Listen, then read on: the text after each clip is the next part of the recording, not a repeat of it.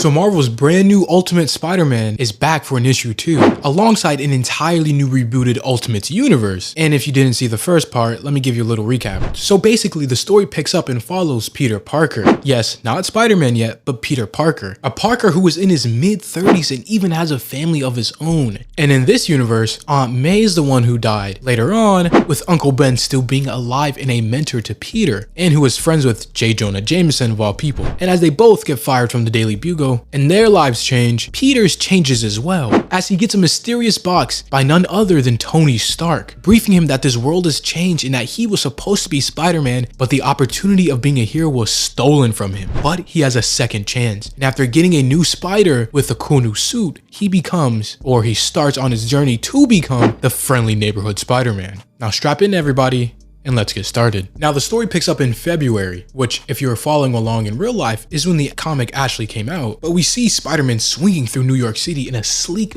black suit, which if you have any knowledge of Spider-Man or Spider-Man lore, you can obviously draw similarities to a symbiote suit, but this is not that. It does share some similar abilities though, which we'll get to a little later, but moving over to his actual apartment, we see his kids. That's right, Peter has an actual family, two children, and of course his wife, Mary Jane, a daughter May, and a son Richard. And of course, as they sit around the breakfast table, the two kids talk about the masked black suited man and how they don't believe he's real. He must be CGI, Photoshop, or whatever, unknowing that it's their literal father. Because in this world, just like real life, heroes don't exist like they would in the traditional Marvel universe. So seeing something like Spider-Man, even though he doesn't have very flashy or extravagant powers, is very surprising or jaw-dropping, to say the least. Especially with it being plastered all over the news, and with May, his daughter, admitting that this person is scary and she doesn't like it. But just then, MJ enters the room, getting ready to leave out for the day, and as her and Peter say their goodbyes, she stops and says, "Have you been working out?" Noticing his bodily change from pre-Spider Peter to now Spider-Man. And speaking of his change, we then go to a brief overview of his powers and what happened to him, which me personally as a Spider-Man fan, I find super interesting. With Peter even monologuing or thinking to himself, saying, "Over the past few weeks, I've changed a lot," along with the increased appetite, eating up to 10,000 calories a day, and decreased need for sleep. He also explains how he has become sticky, which I could be very wrong, and if I am, correct me in the comments, but to my knowledge, there hasn't been too many versions of Spider-Man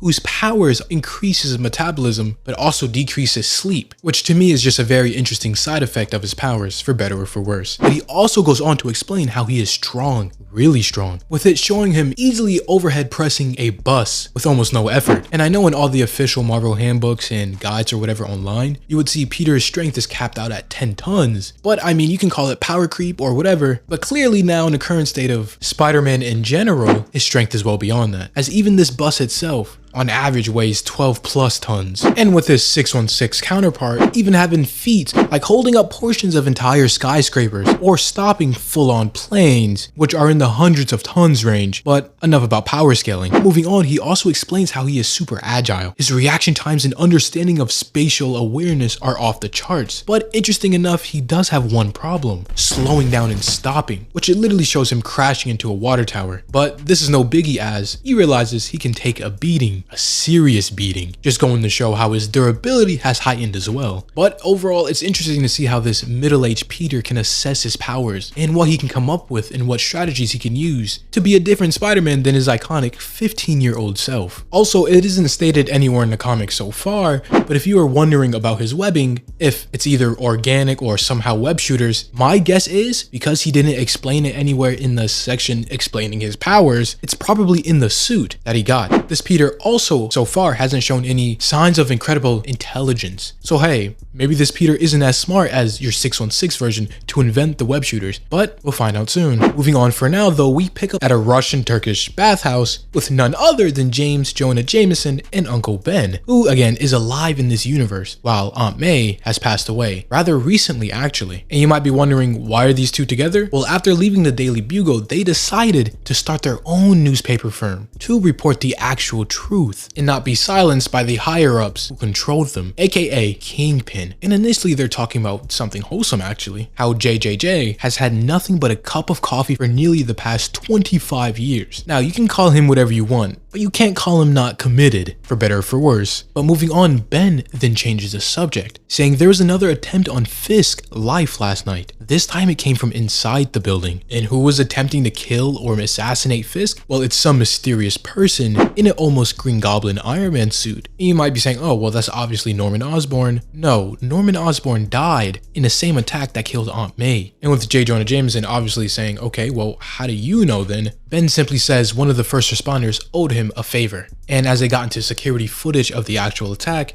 they confirmed that it was the same guy in the green armor flying around, which makes 3 attempts in 3 weeks on Fisk's life for whatever reason. And with Ben going on to say, yeah, you think we're going to read about it in the Bugle? Jameson essentially says, yeah, no. The dirty money behind the Bugle now isn't going to run a story on Fisk, one of the people perpetrating said dirty money. But Ben then changes the subject again, saying, did you see what they ran today on the paper? A weirdo in a black suit swinging through the city? Yeah, I saw it, Jameson says, while also saying, well, why didn't he give it to us?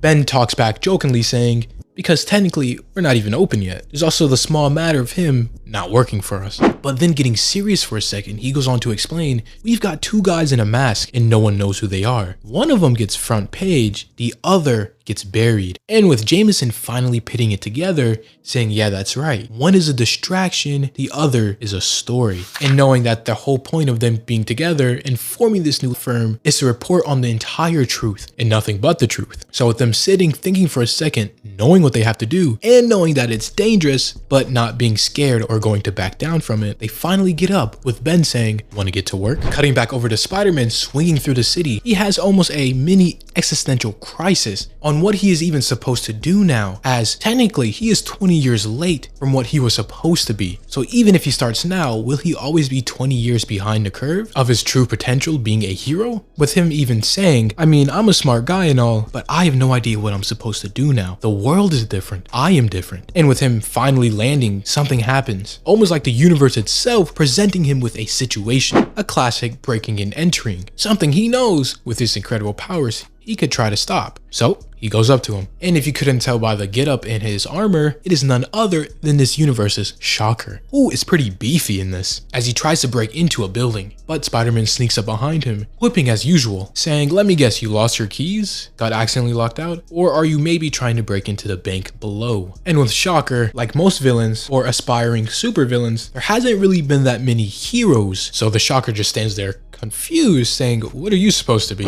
And detailing back to his almost existential crisis from before, he then explains that he doesn't really know, but he is pretty sure he is supposed to be someone who stops people like Shocker. And with Shocker even picking up, saying, ever done anything like this before? Spider-Man just says, no, first time. And with almost a shocking twist, Shocker says he's a natural at it, going on to say, well, I guess I'll just go home now. Clearly whatever I had planned was wrong, and I'd like to thank you for stopping me before I did something I'd regret. And with Spider-Man now being the one confused, saying, huh, seriously? Shocker extends his hand for a handshake, saying, yeah, I didn't want to do this, but I was desperate. But there's always another way, right? So I want to thank you. But as Spider-Man goes to shake his hand, it's revealed that the Shocker is a criminal just as always, taking Spider-Man off guard, shocking him, which again, I know this happens a lot in Spider-Man comics, but there's literally no spider sense here, or nothing goes off, as he is hit with the wave, which here it looks to be some kind of electricity instead of shocking vibrations. But as it connects, he gets flung off the roof into a trash bin. And after taking this humbling defeat, as Shocker gets away, he heads home. As even with all this power and newfound abilities in suit, he is still a mid-30s man with a family and no real combat experience, especially ones with crazy tech and superpowers. But as he heads home and goes through his fridge looking for some ice cream, he recalls his battle with Shocker, saying, I can't believe I fell for that idiot. And as he sits down on his couch, simply eating ice cream, someone spots him, his daughter, with her beginning to cry, as if you remember from before, at the beginning, she said she didn't like the masked man. And with Peter wanting to calm her, he reveals his face, which just goes to show no matter which age Peter is in which universe, he's still horrible at keeping secrets, especially his identity. But obviously as May is surprised, not being able to connect the dots, Peter then goes on to explain, May, I got bit by this special spider and it gave me powers, which is why you never have to be afraid of him, the costume. me, as he then hugs her and calms her down. But as he still stinks from falling inside of a dumpster, they break away. And with May saying, "Mom's going to be mad," referring to MJ, Peter says, "Yeah, but I was planning on telling her later, not just yet," saying for now this will be their little secret, bribing her with ice cream as they sit on the couch and enjoy it, with her even saying she still doesn't like the costume, and with Peter agreeing, saying, "Yeah, maybe we can do something about it." Cutting over, we see what Fisk is doing right now, as he sits in his building talking to a mysterious individual, one who seems to have power over Fisk himself. And as they start to talk about the masked individuals running through the city, the man asks, "What is this?" referring to Peter, but Fisk simply says, "A distraction. I am currently being under siege by a mask-wearing vigilante, and it has been very public and very loud," referring to the goblin-looking character. So it serves us to eclipse that noise with an even louder one, so I'm giving the people a better story to follow. And with the man basically saying, "Well, that's pretty useless. What you should be doing is giving them nothing and making them like it. But if you're going to play as king and hold on to your little kingdom, then you better act like it and use the resources you have been given," pitting emphasis on an eye patch wearing man. And what can he do or who he is will probably come into play very soon. Later though, we pick up with Peter again, who is on another one of his nightly patrols, simply texting MJ, who he still hasn't told of his incredible abilities and new position. And as he continues to text her, suddenly something goes off, which I interpret to be his spider sense, in which we see his suit instinctively covering his face, just like a symbiote, which in my opinion looks really cool, or even some form of nanotech. But we see the disturbance is none other than the Shocker again, leading them up to a rematch. And as they start to battle, Spider-Man gets the upper hand by webbing him in the face, taking Shocker off guard as this is his first time properly fighting him, and then Spider-Man rushing up, punching him in the chest, instantly drawing blood, cracking his ribs because he doesn't even know his own strength, with Peter confirming as much. But the Shocker then starts acting defensively again, saying, "It's my wife, she's dying, and we don't have money, so she cannot pay for the treatment she needs. I don't have any other choice." And with Spider-Man being a good person, he actually believes it for a second, saying, "I'm sorry," before cutting to his senses saying, "Wait, is that even true?" But the distraction served its purpose as a Shocker raised his hands up and blasts Spider-Man again off of the rooftop, back down into another dumpster, before smiling at his work and blasting off. All while that same masked individual watches and stalks from above. So just like the night before, Peter then gets up and goes home. And as he goes to go through his fridge again, drinking some milk, he sees a drawing on the fridge from none other than May. And it's a spider, with it reading, "I drew a picture of your spider, I hope you like it." Which this will probably be the inspiration, setting him up from the black suit to his iconic red and blue Spider-Man, as the issue ends with Peter looking on with hope in his eyes. But yeah, that'll pretty much do it for the second issue of Ultimate Spider-Man. What do you guys think? Is it as good as the first one? Or do you feel it could have been better? In my opinion, I still think it's pretty interesting and it can go many different places. And it plays with some interesting concepts and meshes with 616 canon. But that's just my little 2 cents. Anyways, as always, thanks for watching. If you enjoyed, subscribe or even drop a like. Thank you. And I'll see you in the next one.